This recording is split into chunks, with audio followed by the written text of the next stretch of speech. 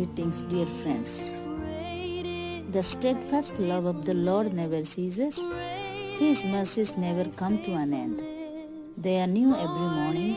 Great is your faithfulness.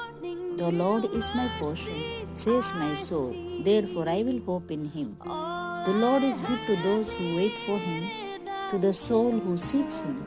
It is good that one should wait quietly for the salvation of the Lord. It is good for a man that he bear the yoke in his youth. Let him sit alone in silence when it is laid on him. Let him put his mouth in the dust, there may yet be hope.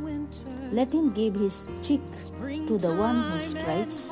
Let him be filled with insults. For the Lord will not cast off forever. But though he cause grief, he will have compassion, according to the abundance of his steadfast love. For he does not willingly